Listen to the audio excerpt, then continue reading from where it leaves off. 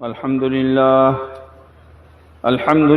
نحمده ونستعينه ونستغفره ونؤمن به ونتوكل عليه ونعوذ بالله من شرور أنفسنا ومن سيئات أعمالنا من يهده الله فلا مضل له ومن يضلله فلا هادي له ونشهد أن لا إله إلا الله وحده لا شريك له ونشهد أن سيدنا ونبينا وشفيعنا وحبيبنا ومولانا وأولانا محمدا عبده ورسوله صلى الله عليه وعلى آله وسلم تسليما كثيرا كثيرا أما بعد فأعوذ بالله من الشيطان الرجيم بسم الله الرحمن الرحيم والذين جاهدوا فينا لنهدينهم سبلنا وإن الله لمع المحسنين وقال النبي صلى الله عليه وسلم لغدوة في سبيل الله أو روحة خير من الدنيا وما فيها او كما قال عليه الصلاة والسلام۔ میرے محترم دوستو بزرگو، اللہ تبارک و تعالی نے انسانوں میں مختلف حاجتیں و ضرورتیں رکھی ہے۔ کوئی انسان حاجت اور ضرورت سے خالی نہیں ہے۔ پیاس لگے تو پانی کی ضرورت، بھوک لگے تو کھانے کی ضرورت، عمر ہو جائے تو شادی کی ضرورت، سردی گرمی ہو تو اس سے بچنے کی ضرورت، بیماری ہو تو پھر دوا دارو کی ضرورت۔ یہ ضرورتیں اللہ نے ہر بندے اور بندی میں رکھی ہے، اور اللہ نے اس دنیا کو دارالاسباب بنایا ہے۔ ضرورتیں اللہ پوری کرتا ہے، بندہ سبب اختیار کرتا ہے۔ لیکن بعض دفعہ اللہ اپنی قدرت دکھلاتے ہیں، سبب اختیار کیا لیکن ضرورت پوری نہیں ہوئی، تاکہ بندہ یہ نہ سمجھے کہ سبب سے ہوتا ہے، بلکہ وہ یہ سمجھے کہ رب سے ہوتا ہے۔ یہ اللہ کا تربیت کا ایک نظام ہے۔ کبھی کھانا کھایا پیٹ بھر گیا، کبھی کھاتا ہی رہتا ہے پیٹ بھرتا ہی نہیں ہے۔ ایک بیماری ہے جوع البقر کی، کہ آدمی کھاتا رہتا ہے پیٹ ہی نہیں بھرتا۔ کئی دواخانوں کے چکر لگاتا ہے، کوئی دوا اثر ہی نہیں ہو رہی، اور کبھی 1 روپے کی گولی سے کام بن جاتا ہے۔ تو سبب بندہ اختیار کرے گا، ضرورت اللہ پوری کرے گا، لیکن کبھی کبھی سبب کے اختیار کے بعد بھی ضرورت پوری نہیں ہوتی، تاکہ بندے کی نظر اللہ پر جائے کہ سبب سے نہیں ہوتا، اللہ ہی سے ہوتا ہے۔ یہ اللہ کی تربیت کا ایک نظام ہے۔ لیکن ضرورت 2 طرح کی ہے۔ ایک ضرورت تو ایسی ہے جو ہر ایک کے ساتھ لگی ہوئی ہے، لیکن یہ ضرورت ہر انسان کی نہیں ہوتی۔ کیا مطلب؟ کھانا ایک ضرورت ہے، آپ گھر میں دیکھو سب ایک ساتھ کھانا نہیں کھا رہے ہیں، آگے پیچھے ضرورت پوری ہو رہی ہے۔ سونا ایک ضرورت ہے، لیکن آپ دیکھو گھر میں ایک ساتھ لوگ نہیں سوتے ہیں، ضرورت پوری ہو رہی ہے۔ ایک ضرورت اللہ نے ایسی رکھی ہے جو ہر ایک کی ہے، ہر وقت کی ہے، سب سے اہم اور سب سے بڑی ضرورت ہے، کوئی اس سے مستثنا نہیں ہے، کوئی اس سے مستغنی بھی نہیں ہے کہ بھئی یہ ہماری ضرورت کی چیز نہیں ہے، ہم اس کے محتاج نہیں، ایسا نہیں ہے۔ ہر ایک کی ضرورت، ہر وقت کی ضرورت، سب سے بڑی اہم ضرورت اور سب سے پہلی ضرورت مالدار ہو تو بھی، غریب ہو تو بھی، مرد ہو تو عورت ہو، پڑھا لکھا ہو، ان پڑھ ہو، دہری ہو، شہری ہو، دیہاتی ہو، ہر ایک کی ضرورت کی چیز ہے۔ وہ ضرورت ہے ہدایت کی، ہر وقت کی ضرورت، ہر آن ضرورت۔ کھانا ہر وقت ضروری نہیں ہے، پانی ہر وقت ضروری نہیں ہے، لیکن ہدایت ہر وقت کی ضرورت کی چیز ہے۔ کیوں؟ اس لیے کہ اگر ہدایت آدمی سے الگ ہو گئی یا آدمی ہدایت سے الگ ہو گیا، اسی کا نام گمراہی ہے، اور گمراہی کا نتیجہ جہنم ہے۔ اس لیے ہر وقت کی ضرورت۔ اسی لیے رسول اللہ صلی اللہ علیہ وسلم نے یوں فرمایا، جس علم اور ہدایت کو لے کر اللہ نے مجھے بھیجا ہے، اس کی مثال بارش کے پانی کی طرح ہے۔ بارش کے پانی میں کوئی شو نہیں ہوتا، کوئی کلر نہیں ہوتا، اور بارش کا پانی خطہ وار نہیں برستا کہ بادشاہوں کو حویلیوں پر برسیں گے، غریبوں کی جھونپڑیوں پر نہیں برسیں گے، زمین کے ٹکڑوں پر برسیں گے، پہاڑ پر نہیں برسیں گے۔ ایسا نہیں ہے۔ یہ پانی ہر جگہ برستا ہے۔ ہدایت کی مثال پانی کی طرح ہے، اور پانی کی مثال دے کر ایک بات سمجھائی ہے کہ دیکھو، زمین کا ہر ٹکڑا اپنی حیات کے لیے پانی کا محتاج ہے۔ وہاں اگر پانی نہیں دیا جائے گا وہ خشک ہو جائے گا، ویران ہو جائے گا۔ ایسے ہی انسان کے جتنے طبقات ہیں، ہر طبقے کے ہر فرد کی ضرورت ہدایت ہے۔ جیسے زمین کے ہر ٹکڑے کی ضرورت پانی ہے، پانی سے زمین کی حیات ہے، ہدایت سے انسانوں کی نجات ہے۔ ہدایت کے بغیر نجات نہیں مل سکتی، جیسے پانی کے بغیر زمین کو حیات نہیں مل سکتی، زمین مردہ ہو جائے گی، اندر سے صلاحیت ختم ہو جائے گی۔ یہ مثال دی ہے آپ علیہ الصلوۃ والسلام نے۔ پھر پانی، کوئی آدمی حویلی میں رہتا ہو تو بھی، جھوپڑی میں رہتا ہو تو بھی، کھیتی کرتا ہو تو بھی، کروڑوں میں کھیلتا ہو تو بھی، مزدوری کرتا ہو تو بھی، بہت بڑا گریجویٹ اور عہدے دار ہو تو بھی، اور انگوٹھا چھاپ ہو تو بھی، بہت بڑے مولوی صاحب ہو تو بھی، اور مؤذن ہو تو بھی، پانی ہر ایک کی ضرورت کی چیز ہے۔ ایسی ہدایت ہر ایک کی ضرورت کی چیز ہے۔ یہ مثال دے کر آپ علیہ الصلوۃ والسلام نے سمجھایا ہے۔ دوسری بات یہ ہے کہ جس شعبے سے ہدایت کا پانی نکل جاتا ہے وہ شعبہ مردہ ہو جاتا ہے۔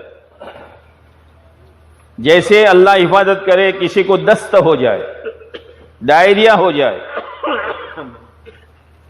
10 12 15 پہلوان جیسا آدمی ہے، لیکن وہ صبح ادھموا ہو جاتا، ادھموا، آنکھیں پتھرا جاتی ہے، زبان صحیح بولتی نہیں ہے، چلنا شروع کرتا ہے تو لڑکھڑا جاتا ہے۔ اب کوئی پوچھتا ہے بھئی کیا ہوا؟ کہ بھئی رات تو ایسے ہی گزری، لیفٹ رائٹ میں گزری ہے، سویا کون ہے؟ کہ بس اتنے میں ایسے ہو گئے۔ کیا کہتا ہے؟ تمہیں لگے ہوتے پتہ چلتا۔ اس لیے کہ دست سے پانی باہر نکل جاتا ہے تو انسان ادھموا ہو جاتا ہے۔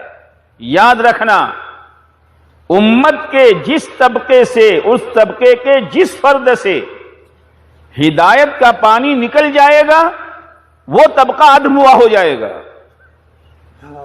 اور دین پر چلنے سے پاؤں لڑکھڑا جائیں گے۔ حاجی صاحب، آپ کی بیٹی کی رخصتی میں یہ، آپ کے بیٹے کی نکاح میں یہ خرافات، آپ کے کاروبار میں یہ حرام. کیا ہوا ہے کہ ہدایت کا پانی نکل چکا ہے جس سے پاؤں لڑکھڑا رہے ہیں.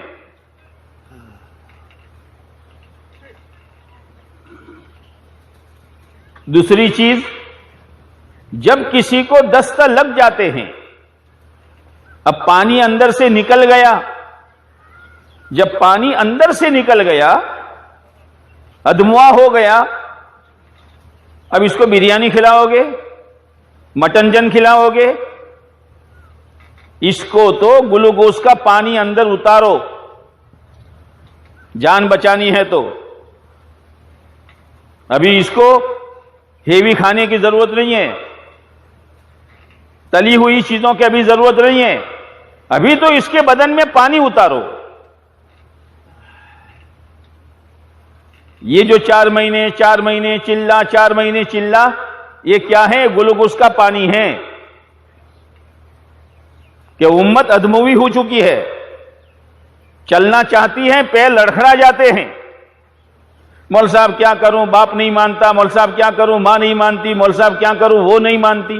جانتے ہو وہ نہیں مانتی، مول صاحب کیا کروں، قبیلہ نہیں مانتا، لڑکھڑا جاتے ہیں.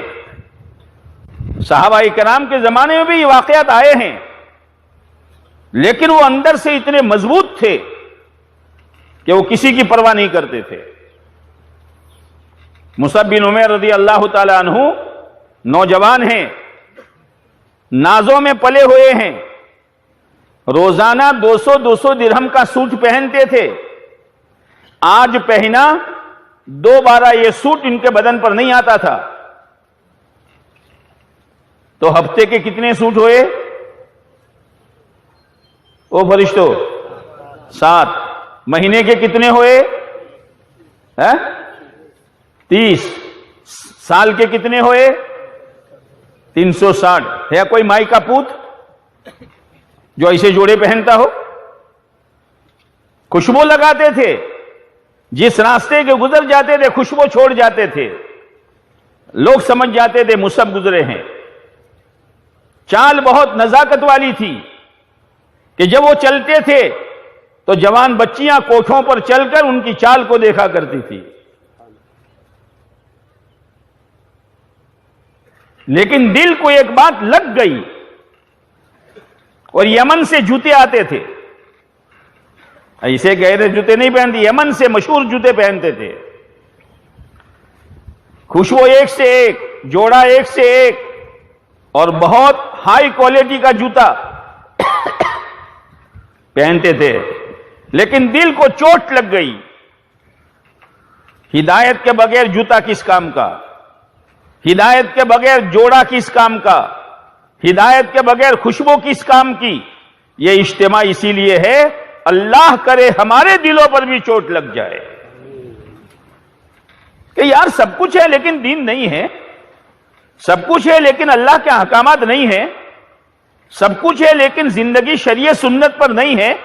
یہ تو موت پر بدن کے کپڑے بھی اتر جائیں گے. جس حویلی میں میں رہتا ہوں جنازہ وہیں سے نکالا جائے گا. لگ گئی دل پر بات، طے کر لیا. پیارے نبی علیہ الصلوۃ والسلام کے ہاتھ میں ہاتھ دے دیا. گھر والے موافق نہیں تھے، لیکن انہوں نے طے کیا. باپ کو پتا چلا، کہا مصعب جانتے ہو کیا ہوگا؟ یہ جوڑے اتر جائیں گے، یہ جوتے چھن جائیں گے، خوشبوؤں سے محروم کر دیے جاؤ گے. جانتا ہوں ہدایت کے مقابلے میں اس کی کوئی حیثیت نہیں ہے. ماں ہوتی ہے، جوڑے تو اتار لیے گئے. ماں نے ایک چدریا دی تھی جو پیون والی تھی. سوچو ذرا اس بات کو، روزانہ 200 درہم کا جوڑا پہننے والا جوان اپنی ہدایت کے لیے، اپنی آخرت بنانے کے لیے پیون والی چدریا پہن کر گھوم رہا ہے. آسان ہے؟ لیکن آخرت ہے آسان ہے. ایک مرتبہ گزر رہے تھے, رسول اللہ صلی اللہ علیہ وسلم کی نورانی آنکھوں نے دیکھا, ہائے میرا مصحف جا رہا ہے.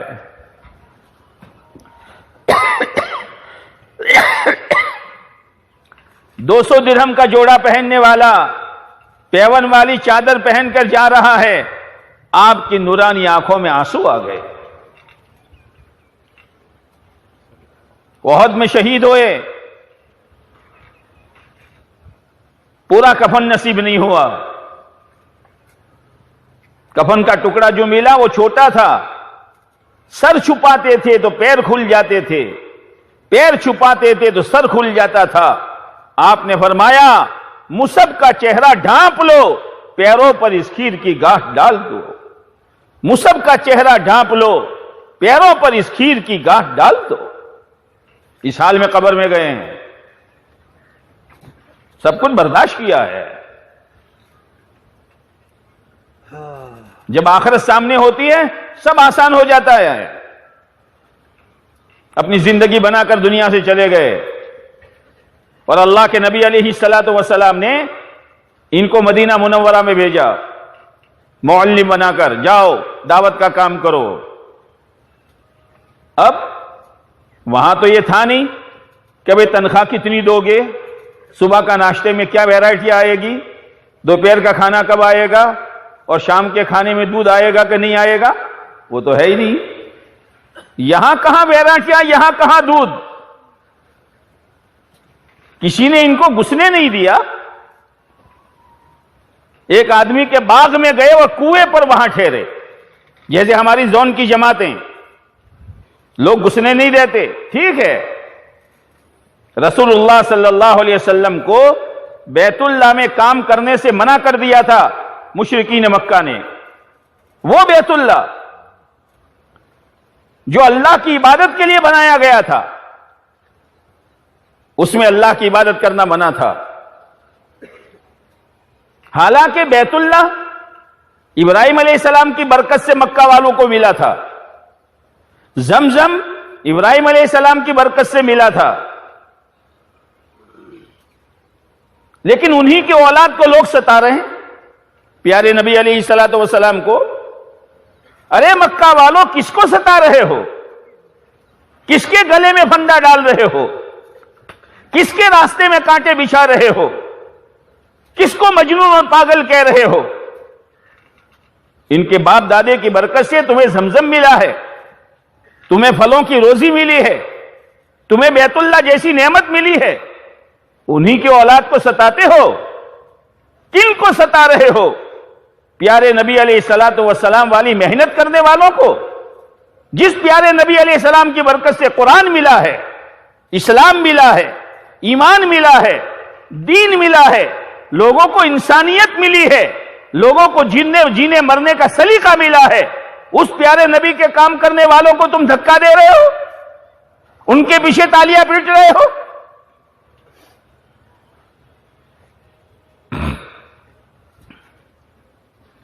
آپ علیہ السلام کے لیے منع تھا. دار ارقم میں بیٹھتے تھے, چپ کے لوگ آتے تھے اور صحیح راستے پر آ جاتے تھے. ہائے ہائے. حضرت عمر رضی اللہ تعالی عنہ اور ابو جہل دونوں کے لیے آپ علیہ السلام نے دعا مانگی, اے اللہ عمرو بن ہشام کے ذریعے سے یا عمر بن خطاب کے ذریعے سے اسلام کو تو طاقت دے دے. یہاں آپ علیہ السلام دعا فرما رہے ہیں اور یہاں اسکیم بن رہی ہے پیارے نبی علیہ الصلوۃ والسلام کو دنیا سے ختم کرنے کی. اللہ کے نبی کو کوئی ختم کر سکتا ہے, اللہ کے نبی کے کام کو بھی کوئی ختم نہیں کر سکتا. یریدون لیطفئوا نور اللہ بافواہہم واللہ متم نورہ ولو کرہ الکافرون. یہ لوگ یہ چاہتے ہیں اللہ کے نور کو بجھا دیں. ارے تیری مین بتی کی اور تیری ٹیوب لائٹ کی اجالا اور تیرے بلب کی روشنی تیرے پھونک سے نہیں بجھ سکتی. اللہ کی طرف سے آئی ہوئی ہدایت کا نور تو اپنے پھونکوں سے اور اسکیموں سے بجھا دے گا. یہ لوگ چاہتے ہیں اللہ کے نور کو بجھا دیں. اللہ نے کہا ہم اپنے نور کو کامل کر کے رہیں گے، چاہے نہ سمجھ لو کہ اس کو پسند نہ کریں. اس کے لیے کیا ہوا؟ هو الذی ارسل رسولہ بالہدی ودین الحق لیظہرہ علی الدین کلہ ولو کرہ المشرکون. اس کے لیے ہم نے پیارے نبی علیہ السلام کو بھیجا ہے تاکہ دین حق کو تمام باطل دینوں پر سوار کر دیں اور غالب کر دیں، چاہے بے ایمان اس کو ناپسند کریں. اب ہوگا کیسے؟ یا ایھا الذین آمنوا هل ادلکم علی تجارۃ تنجیکم من عذاب علیم. اللہ تعالیٰ کہہ رہے ہیں او ایمان والو، بزنس بتاؤں، بزنس، کاروبار بتاؤں، کاروبار. کوئی کسی کو کاروبار بتاتا ہے بہت اچھی جگہ ہے، کارنر پر ہے اور آئندہ اس کا بہت ویلیو بڑھنے والا ہے. آدمی کے دل میں لالچ پیدا ہوتی ہے، کہاں ہے وہ؟ ابھی تم کو مہنگی پڑ جائے گی لیکن بعد میں بہت سستی پڑ جائے گی. اللہ تعالیٰ ایمان والوں سے کہہ رہا ہے او ایمان والو، کیا میں تم کو ایسی تجارت نہ بتاؤں، ایسا بزنس نہ بتاؤں؟ یہ اللہ اس کا فائدہ کیا ہوگا؟ تمہیں جہنم کے عذاب سے نجات دلا دے گا. جہنم کا عذاب، جو محنت اور اس کے نتیجے میں دین جو جہنم کے عذاب سے بچا لے گا، کیا دنیا کی تکلیفوں سے نجات نہیں ملے گی؟ کیا ہے وہ؟ تؤمنون باللہ ورسولہ وتجاہدون فی سبیل اللہ باموالکم وانفسکم. اللہ رسول پر یقین کرو، اللہ نے جو کہا اسی میں کامیابی ہے. پیارے نبی علیہ السلام جو طریقہ لائے اسی میں کامیابی ہے، اور اس کے لیے اللہ کے راستے میں نکل کر مجاہدہ برداشت کرو. یہ اللہ، یہ کاروبار کیسا ہے؟ ذالکم خیر لکم ان کنتم تعلمون. میرے بندو بہت بہترین بزنس ہے. کون کہہ رہا ہے؟ کون کہہ رہا ہے؟ نیت کرو، کریں گے. زور سے بولو. ذالکم خیر لکم ان کنتم تعلمون. میرے بندو سمجھ جاؤ نا، میں تمہارا رب ہوں، میں تمہارا خالق و مالک ہوں. میں تمہیں بزنس دے رہا ہوں اور یہ بزنس تمہارے لیے بہت بھلی ہے. اس کا پہلا فائدہ کیا ہوگا؟ یغفر لکم ذنوبکم. اللہ تمہارے گناہوں کو معاف کر لے گا، تمہاری چھٹی ہو جائے گی.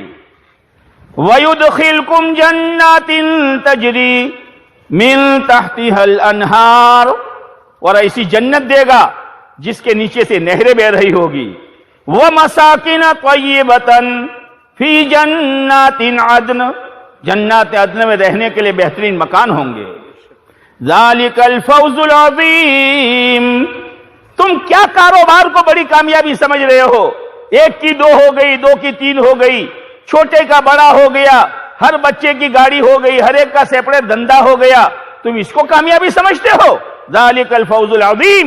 بڑی کامیابی یہ ہے. یہ اللہ، یہ تو سب دنیا میں ملے گا، آخرت میں ملے گا. دنیا میں کیا ملے گا؟ نقدہ نقدی کیا ملے گا؟ وَأُخْرَى تُحِبُّونَهَا نَصْرٌ مِّنَ اللَّهِ وَفَتْحٌ قَرِيبٌ.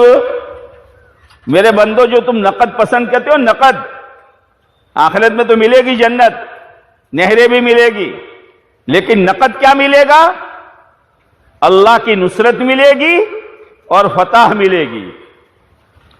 لیکن نصرت کا کیا مطلب ہے؟ نصرت آئے گی تو کیا ہوگا؟ کاروبار کا بڑھ جانا نصرت نہیں ہے، چھوٹے مکان کا بڑا ہو جانا نصرت نہیں ہے. پھر نصرت کیا ہے؟ اذا جاء نصر اللہ والفتح تمہارے گشتوں پر، تمہارے سیر روزہ پر، تمہارے پیدل چلنے پر، تمہارے در در کے دھکوں پر، تمہارے اللہ کے لوگوں کی خوشامد پر اللہ کی مدد آئے گی اور اللہ کی طرف سے فتح کا دروازہ کھلے گا۔ کیا ہوگا؟ خاندان کے خاندان، قبیلے کے قبیلے، جھونڈ کے جھونڈ، جوک در جوک اسلام میں داخل ہونا شروع ہو جائیں گے۔ یہ اللہ کی نصرت ہوگی اور یہ اللہ کی مدد ہوگی۔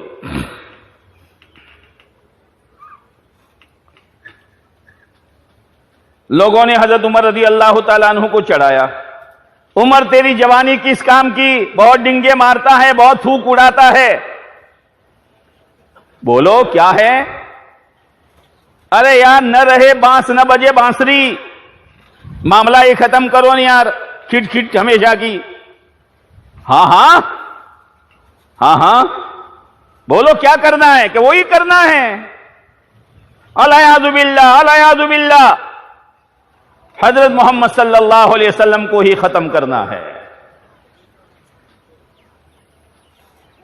گئے لے کر تلوار لٹکا کر،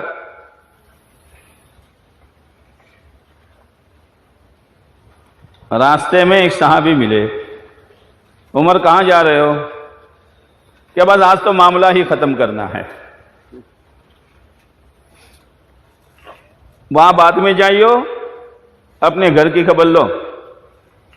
بہن بہنوئی بھی وہاں چلے گئے ہیں اس طرف۔ ہیں میرا بہنوئی میری بہن؟ ہاں تمہارا بہنوئی تمہاری بہن۔ اللہ بڑی قدرت والا ہے۔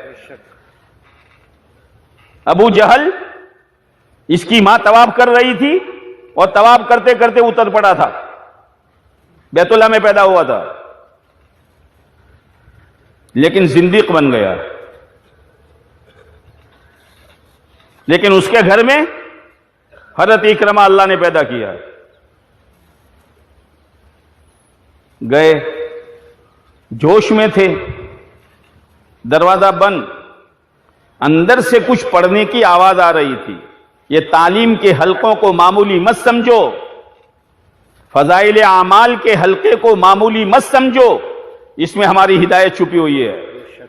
عظمت کے ساتھ سنو، دھیان کے ساتھ سنو، طلب کے ساتھ سنو، خالی ثواب کی چیز مت سمجھو۔ یہ کتاب ہمارے بڑوں نے ہم کو دی ہے، اسی لیے مولانا الیاس صاحب رحمۃ اللہ علیہ فرمایا کرتے تھے، اس کتاب کو اتنی مرتبہ پڑھو، اتنی مرتبہ سنو کہ ایک ایک حدیث زندگی میں عملی طور پر زندہ ہو جائے۔ کنڈی کھٹکھٹائی، کون؟ کیا عمر؟ لو، عمر کا نام سن کر جو مولوی صاحب سبق پڑھا رہے تھے، تعلیم کرا رہے تھے، وہ تو چھپ گئے۔ حضرت خباب، ہائے ہائے، بہنوں ہی نے دروازہ کھولا۔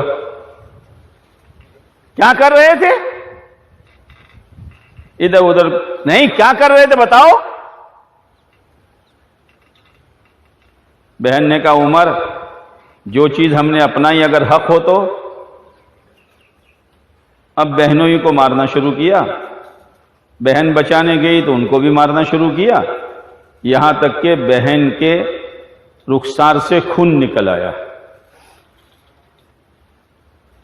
بھائی بھائی ہیں، اب شرمندہ ہو رہے ہیں، میں نے کیا کیا، میں نے کیا کیا۔ اب تھوڑی طلب پیدا ہوئی۔ یہ اجتماع اسی لیے ہے کہ آدمی کے دل میں طلب پیدا ہو۔ ابو جہل میں طلب پیدا نہیں ہوئی، محروم ہو گیا۔ اور تھوڑی سی تعلیم کی بھنک کانوں کے راستے سے دل پر گئی تھی، غصے کی حالت میں گئی تھی، عظمت کے ساتھ نہیں سنا تھا، لیکن بعد میں طلب پیدا ہوئی۔ کیا کہنے لگے؟ اچھا یہ بتاؤ کیا پڑھ رہے تھے؟ اب حضرت خباب نے دیکھا حالت نارمل ہو گئی ہے، اب باہر آئے۔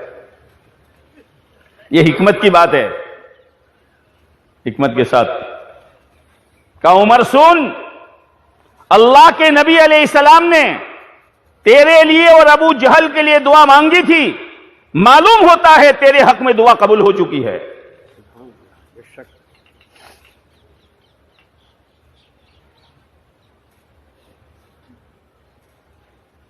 حضرت عمر نے کہا بتاؤ بہن کیا ہے؟ کہ تو ناپاک ہے، غسل کر پہلے۔ غسل کیا، وہ ورقہ دیا، سورہ طٰہٰ کی آیتیں لکھی ہوئی تھی، وہ تو عرب تھے، پڑھنا شروع کیا، دل میں قرآن اترتا چلا گیا، اور یوں کہا مجھے محمد صلی اللہ علیہ وسلم کی خدمت میں لے جاؤ۔ طلب پیدا ہوئی ہے، کیا ارادے سے گئے تھے، کہاں جا رہے ہیں؟ اگر یہ مجمع جو اجتماع کی شرکت کے لیے آیا ہے، اگر یہ طے کرے کہ مجھے یہاں سے نقد 4 مہینے جانا ہے، چلا جانا ہے، اس طلب پر خدا اس کے لیے آسانی پیدا کر دے گا۔ طلب ہونی چاہیے۔ گئے وہاں، کنڈی کھٹکھٹائی، آپ دار ارقم میں ہیں۔ حضرت حمزہ رضی اللہ تعالیٰ عنہ 3 دن پہلے ایمان لا چکے تھے۔ اندر سے پوچھا گیا کون؟ کہ عمر۔ تو اندر جو صحابی تھے، صحابہ تھے، سب ڈر گئے۔ حضرت حمزہ نے کہا ڈرو مت، کھولو، اگر خیر کی نیت سے آیا ہے تو خیر ہے، ورنہ اسی کے ہتھیار سے اس کی خبر لی جائے گی۔ لوہا لوہے کو کاٹتا ہے۔ دروازہ کھولا گیا، آپ علیہ السلام نے حضرت عمر کا گریبان یہاں سے پکڑا۔ عمر کب تک؟ عمر کب تک؟ کہ اللہ کے نبی قدموں میں سر رکھنے کے لیے آیا ہوں۔ کلمہ پڑھا، مجمع جو تھا اس نے نعرے تکبیر بلند کیا۔ جبرائیل امین آئے کہ اللہ کے نبی علیہ السلام، فرشتوں نے بھی نعرے تکبیر کو بلند کیا۔ آنے کے ساتھ گھبراؤ مت، محنت کے نتیجے میں خدا کو ایک ایسا دے دے گا جس کے ذریعے سے اللہ ساری رکاوٹوں کو دور کر دے گا۔ شرط یہ ہے کہ قربانی اخلاص کے ساتھ ہو، اللہ ہی کے لیے ہو، اللہ ہی کے لیے مجاہدہ ہو۔ ہم بہت جلد باز ہیں۔ مرغی کا انڈا مردہ ہے۔ میں آپ سے ایک سوال کروں کہ دنیا میں پہلے مرغی آئی کہ انڈا آیا؟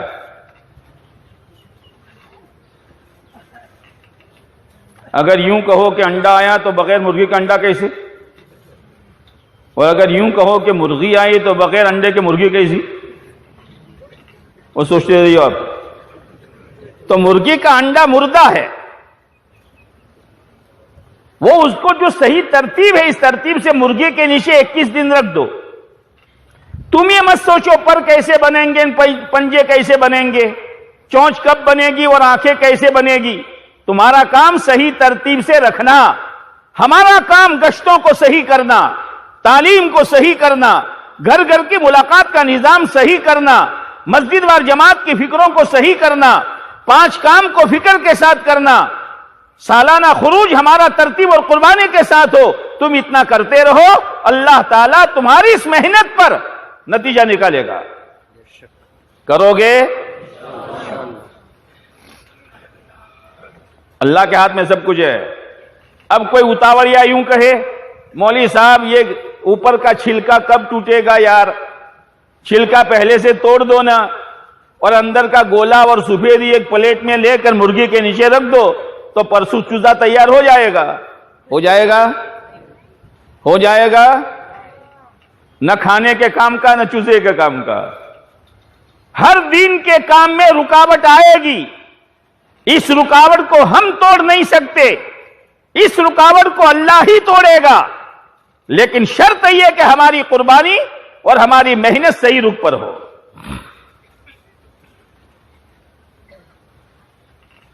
اب حضرت عمر رضی اللہ تعالی عنہ نے پہلی بات کیا کہی؟ یہ اللہ کے نبی علیہ السلام، بیت اللہ میں آپ نماز کیوں نہیں پڑھتے؟ جو روکنے والے تھے، جو ایمان لاتا تھا ان کو مارنے والے تھے، حضرت زنیرہ ان کی باندھی تھی، اتنا مارتے کہ حضرت عمر تھک جاتے، پھر تھوڑی دیر بیٹھ جاتے اور یوں کہتے زنیرہ تجھ پر رحم کھا کے نہیں بیٹھا ہوں، تھکا ہوں اس لیے بیٹھا ہوں، جب تھکن دور ہو جائے گی پھر ماروں گا۔ وہ کہہ رہے ہیں اے اللہ کے نبی علیہ السلام آپ بیت اللہ میں نماز کیوں نہیں پڑھتے؟ کہ عمر حالات نارمل نہیں ہے، چلیے میں ساتھ میں چلتا ہوں۔ لو 40 کا عدد پورا ہوا تھا حضرت عمر کے ایمان لانے پر. 20 کی 2 لائنیں بنائی. اس 20 میں ایک کے آگے حضرت عمر رضی اللہ تعالیٰ عنہ، ایک کے آگے حضرت حمزہ رضی اللہ تعالیٰ عنہ، اور بیچ میں تمام نبیوں کے سردار حضرت محمد صلی اللہ علیہ وسلم. یہ قافلہ گیا ہے اور بیت اللہ میں نماز ادا کی ہے. اللہ کی مدد آئے گی، رکاوٹیں آنا ضروری ہے، لیکن وہ انڈے کے چھلکے کی طرح ہے. جب اندر میں ایمان کی جان پڑ جائے گی تو وہی مرغی کا چوزا اپنی چونچ سے چھلکا توڑ دے گا. اس لیے رکاوٹ کو مت دیکھو، ہمیں کیا کرنا ہے وہ دیکھو. تو جب دست کے راستے سے پانی نکل جاتا ہے تو سب سے پہلے گلوکوز کا پانی چڑھاؤ. اب اس میں جان آ جاتی ہے. اب چاہے جو چاہے کھلا دو. یہ پانی کے ساتھ تشبیہ دینے میں یہ حکمتیں ہیں کہ پانی زمین کے ٹکڑے کی، ہر ٹکڑے کی حیات، انسانوں کے ہر طبقے کے ہر فرد کی نجات ہدایت میں. پانی نکل گیا ادم ہوا، ہدایت نکل جائی ادم ہوا ہو جائے گا. دین پر چلنا جائے گا، پیر لڑکھڑا جائیں گے.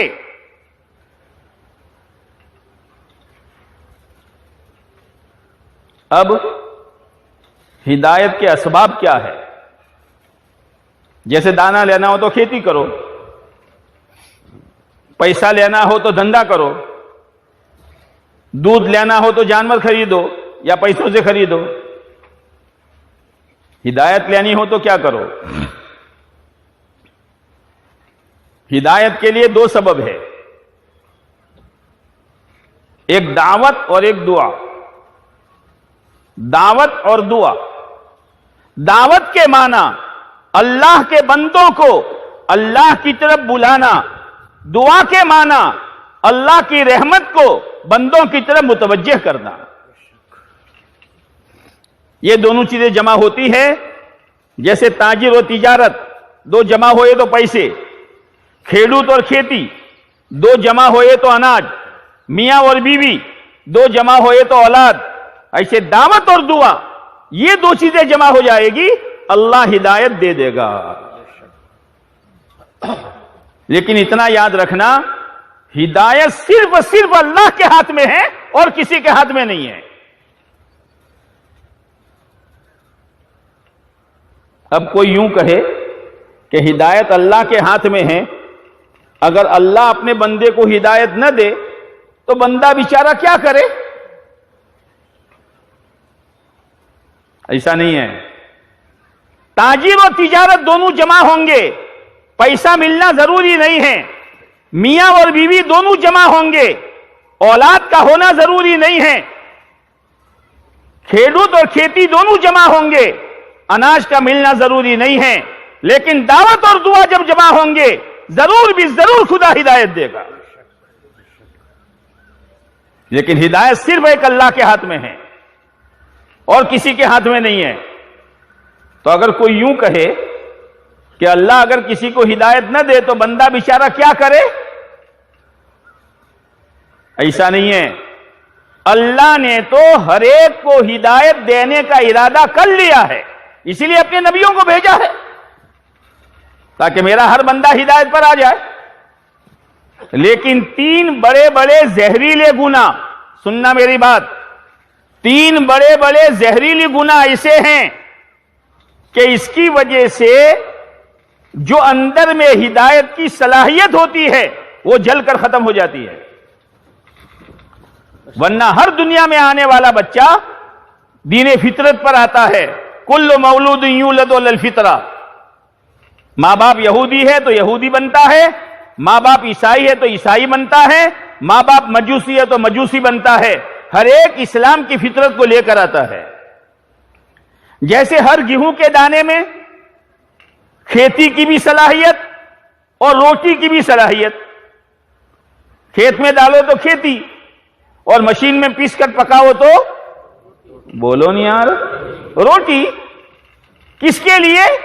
کہ بادشاہ کے لیے بھی، فقیر کے لیے بھی، عالم صاحب کے لیے بھی، حافظ صاحب کے لیے بھی، گریجویٹ کے لیے بھی، ڈاکٹروں کے لیے بھی، ہر ایک کے لیے روٹی کا انتظام گیہوں میں ہے. لیکن اگر کوئی 2 من دانے گیہوں کے لے کر آگ میں ڈال دے، مولوی صاحب اپنے بس میں تھا اتنا کیا، اب اللہ اگائے گا، اگے گا؟ جو صلاحیت تھی اگنے کی روٹی کی ختم. کوئی 2 من دانے لے کر دریا میں ڈال دے، مولوی صاحب آپ نے تو قربانی دے ڈالے نا، اب اللہ اگائے گا، اگے گا؟ بولو، نہیں اگے گا، صلاحیت ختم. ایسے ہی ہر آنے والے بچے میں دین فطرت کی صلاحیت ہے، مگر 3 زہریلے بڑے بڑے گناہ ایسے ہیں جس کی وجہ سے اندر کی ہدایت کا بیج جل کر ختم ہو جاتا ہے.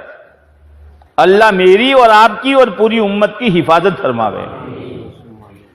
پہلا گناہ کون سا؟ تکبر، ابھیمان، حق بات سمجھنے کے باوجود بھی قبول نہ کرنا.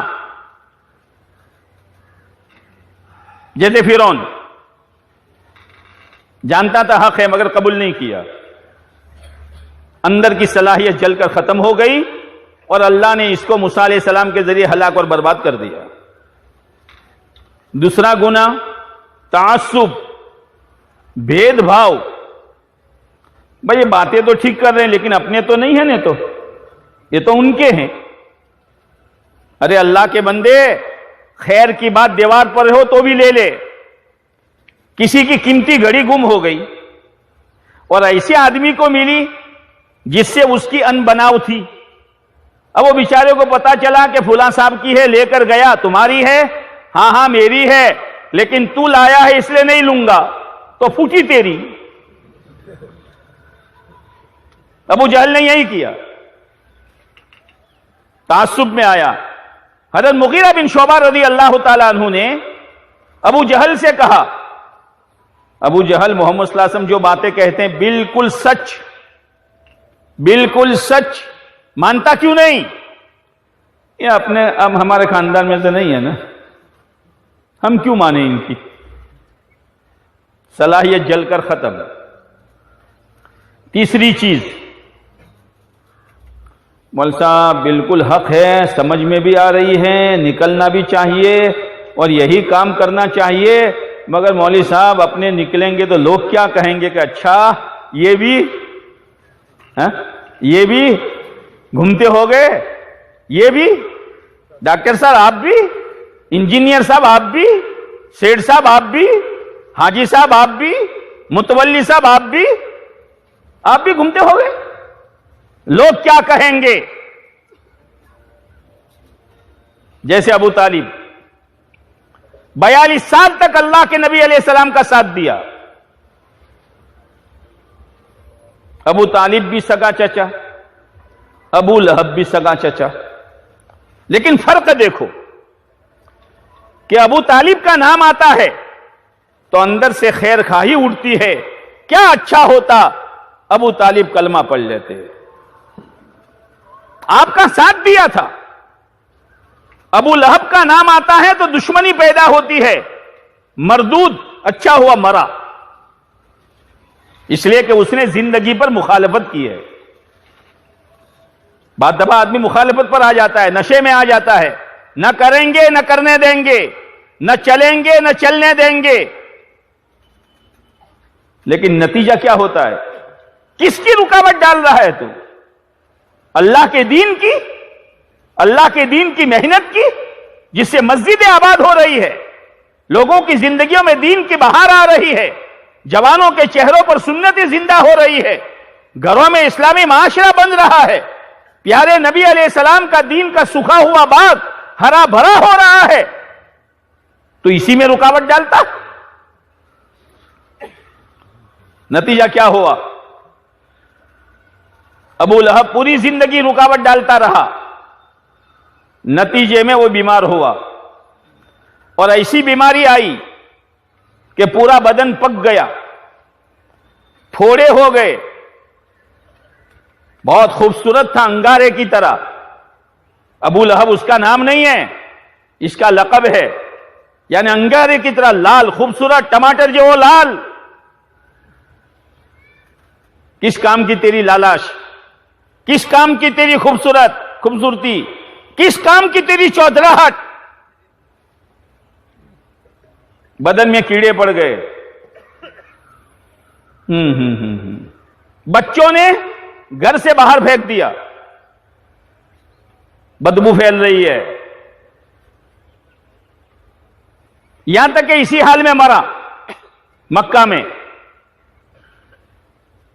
لوگوں نے قبر کا گڑھا کھودا، اس قبر کے گڑھے میں اس کو ڈالا، جیسے قبر میں ڈالا زمین نے اچھال کر باہر پھینک دیا. تو اس سرزمین پر میرے آقا اور میرے محبوب صلی اللہ علیہ وسلم کی مخالفت کرتے ہوئے تو اس پاک زمین پہ سوئے گا؟ پھر دفن کیا، پھر اچھال کر باہر پھینک دیا، پھر دفن کیا، پھر اچھال کر باہر پھینک دیا. زمین نے قبول نہیں کیا. آخر کار لکڑی سے دھکیلتے دھکیلتے دو پہاڑوں کے بیچ میں ڈالا اور اوپر سے پتھر ڈال کر لاش کو ڈھک دیا. جا، کبھی بھول کر بھی مخالفت مت کرنا. اللہ تعالیٰ مہلت دیتا ہے، جب پکڑنے پر آتا ہے تبھی دین کو تارے نظر آتے ہیں. سمجھ میں نہ آوے خاموش رہنا، اللہ سے دعا مانگنا، اے اللہ جو حق ہے وہ سمجھا دے اور چلا دے، جو باطل ہے وہ سمجھا دے، اس سے بچا دے. زبان سے بھی نہیں، اسکیم سے بھی نہیں. کبھی رکاوٹ کے بول مت بولنا، کبھی رکاوٹ کی اسکیم مت کرنا. تو ابو طالب 42 سال تک ساتھ دیا. انتقال کا وقت آیا، اللہ کے نبی علیہ السلام پہنچ گئے، اس سے پہلے وہ پہنچ گئے، ابو جہل وغیرہ سب. ابو طالب باپ دادے کا دین مت چھوڑنا، لوگ کیا کہیں گے کہ اتنا بڑا چودھری مرتے وقت باپ دادے کا دین چھوڑ کر گیا اور بھتیجے کے دین کو قبول کیا. آپ علیہ السلام فرماتے چچا ایک دفعہ کلمہ پڑھ لو، ایک دفعہ کلمہ پڑھ لو، اللہ کی یہاں گواہی دوں گا. ابو طالب نے کیا کہا؟ بیٹا کلمہ پڑھ کر تیری آنکھوں اور دل کو ٹھنڈا کر دیتا، لیکن میرے مرنے کے بعد لوگ کیا کہیں گے کہ اتنا بڑا چودھری باپ دادے کو دین کو چھوڑ کر بھتیجے کے دین پر مرا، اس لیے میں تو باپ دادے کے دین پر مرتا ہوں. اور روح نکل گئی. یہ 3 بڑے بڑے زہریلے گناہ ہے جس کی وجہ سے آدمی ہدایت کے نور سے محروم ہو جاتا ہے. اچھا، اب ہدایت کا نور اور اسلام کا نور دلوں میں آیا کہ نہیں آیا، اس کی نشانی کیسی؟ جیسے کسی نے کہا مجھے بخار ہے تو لوگ ہاتھ پکڑ لیتے ہیں، یار برف جیسا بخار کا بخار ہوتا تو بدن گرم نہ ہوتا؟ ایسے اسلام کا نور دل میں آیا کہ نہیں آیا، اس کی نشانی کیا؟ کہیں دھوکہ تو نہیں ہے؟ جیسے چھوٹے بچے وہ سگریٹ کی ڈبیا اور ماچس کی ڈبیا چاروں طرف سے بارڈر کاٹ کر جمع کرتے اور رنگ ربڑ لگاتے ہیں، میرے پیسے میرے پیسے میرے پیسے. پورے دن اسی سے کھیلتے ہیں، رات کو تکیے کے نیچے رکھتے ہیں، صبح اٹھتی امی میرے پیسے. یہ پیسے ہیں کہ پیسوں کا دھوکہ ہے؟ ایسے کہیں ایسا نہ ہو کہ ہدایت ہے یا گمراہی کو میں ہدایت سمجھ رہا ہوں. تو اس کی نشانی کیا؟ اس کی 3 نشانیاں بتائیے. پہلی نشانی تجافی اندار الغرور، دھوکے کے گھر سے طبیعتوں کا اچاٹ ہو جانا. اب دنیا میں جی نہیں لگتا ہے، مولوی صاحب مرنا ہے، اللہ کے پاس جانا ہے، اصل تو آخرت ہے، یا تو محنت کے لیے آئے ہیں، اپنی قبر اپنا حشر اپنی جنت آباد کرنے آئے ہیں، طبیعت دنیا میں نہیں لگتی، اچاٹ ہو چکی ہے. جیسے کسی کا اکلوتا بیٹا 18 سال کا، ساری امیدیں اس کے ساتھ وابستہ تھی، اچانک ایکسیڈنٹ میں چلا گیا. باپ کھانا کھائے گا لیکن کھانے میں مزہ آئے گا؟ کاروبار میں جائے گا، کاروبار میں مزہ آئے گا، عید میں اچھے کپڑے پہنے گا، گھر میں سیویاں بنے گی، مزہ آئے گا۔ ہائے لڑکا چلا گیا، ہائے مرنا ہے، ہائے آخرت ہے، ہائے قبر ہے، ہائے حشر ہے، ہائے حساب کتاب ہے، اللہ رسول کو منہ دکھلانا ہے۔ ہدایت کا نور داخل ہوا نہیں ہوا، پہلی نشانی تجافی اندار الغرور، دوسری نشانی والعنابۃ الی دار الخلود، اس لیے کہ وہاں سے طبیعتیں ہٹی تو کہیں نہ کہیں تو جڑے گی۔ جیسے شادی کے بعد ماں سے طبیعت ہٹی، بہنوں سے طبیعت ہٹی، اب کہاں جڑے گی؟ ساس اور سالیوں سے، ہے نا؟ یہاں سے کٹی تو یہاں سے ہٹی اور یہاں سے جڑی، تو دنیا سے ہٹی تو کہاں؟ آخرت کی طرف۔ والعنابۃ الی دار الخلود، کیا کروں میری آخرت بن جائے، کیا کروں، کون سی نیکی کروں، میں شریعت سنت کو تھام لوں، جو کچھ آ جائے برداشت کر لوں، مجھے تو اپنی آخرت بنانی ہے۔ دوسری نشانی۔ تیسری نشانی والاستعداد الموت قبل الورود، موت آنے سے پہلے پہلے موت کی تیاری۔ سمجھ لو ہدایت کا نور دلوں میں داخل ہو چکا ہے۔ اور ہدایت ہے کیا؟ ہدایت ہے کیا؟ الہدایت نور، ہدایت ایک نور ہے، یقذف اللہ فی قلب امرئ من شاء، اللہ اپنے جس بندے بندی کے بارے میں چاہتا ہے خدا دلوں کے دروازوں کو کھول کر اندر داخل کر دیتا ہے۔ لیکن دنیا دار الاسباب ہے، والذین جاہدوا فینا لنہدینہم سبلنا وان اللہ لمع المحسنین، محنت کرتے رہو، اخلاص کے ساتھ کرتے رہو، اچھی طرح کرتے رہو، خدا تمہیں ضرور بھی ضرور ہدایت دے گا۔ ہدایت نور ہے، اس کے ذریعے سے کیا ہوگا؟ یمیز بہ العبد بین الحق والباطل ویمیز بہ بین الحسنۃ والسیئہ ویمیز بہ بین الخیر والشر، کہ حق اور باطل میں فرق کرے گا، برائی اور بھلائی میں فرق کرے گا، نیکی اور بدی میں فرق کرے گا جب ہدایت کا نور داخل ہو جائے گا۔ اس لیے میرے دوستو یہ محنت ہدایت کی محنت ہے۔ اب اس کے دو رخ ہیں، ایک تو مقام پر رہنا ہے اور ایک اللہ کے راستے میں جانا ہے۔ اللہ کے راستے میں جا کر امیر کی اطاعت ہے، مسجد کا ماحول ہے، انفرادی اجتماعی اعمال کی پابندی ہے، راتوں میں اللہ کے سامنے بھکاری بن کے مانگنا ہے، اپنے وقت کی اوقات کی حفاظت کرنی ہے۔ جیسے اللہ کے راستے میں جانے والوں کے سامنے مستقل روانگی کی بات آئے گی۔ جو مجمع واپس جا رہا ہے خالی ذہن ہو کر مت جاؤ، پہلے تو یہ نیت لے کر جاؤ کہ انشاءاللہ آج سے لے کر میرا جنازہ اٹھے تب تک میں اس کام کو اپنی زندگی کا مقصد بنا کر کرتے رہا کروں گا۔ اب اس کے لیے میرے دوستو دو تعلیمیں ہیں، گھر کی تعلیم، مسجد کی تعلیم، روزانہ کا عمل، دو گشتیں ہیں، ہفتے کا عمل، ایک اپنی مسجد کا ہے، مشورے سے جو بستی طے ہو جائے، روزانہ کا مشورہ ہے، تھوڑی دیر کے لیے بیٹھو، اللہ کا دین میری زندگی میں، دنیا میں بسنے والے انسانوں کی زندگی میں کیسے آ جائے۔ ماہانہ سے روزہ فارغ کرو، اللہ 27 دن شریعت سنت کے مطابق کاروبار کرو، 3 دن اللہ کے راستے میں نکلو۔ یہ موٹے موٹے کام ہیں، اس کو کرو گے اللہ آگے کی توفیق دے گا۔ نمازوں کا اہتمام کرو، ذکر و تلاوت کی پابندی کرو، گھر گھر کی ملاقات کا نظام قائم کرو، گھروں میں اسلامی معاشرہ زندہ کرو، ماں بہنوں میں دین آوے اس کے لیے گھر کی تعلیم کو مضبوط کرو، اور اپنے سے روزہ لگانے کا ہفتہ طے کرو۔ تیسرا ہفتہ آگے پیچھے مت ہونے دو۔ سالانہ وقت لگانے کا مہینہ طے کرو، جو مہینہ طے کیا جو بھی حال ہو نکل جاؤ۔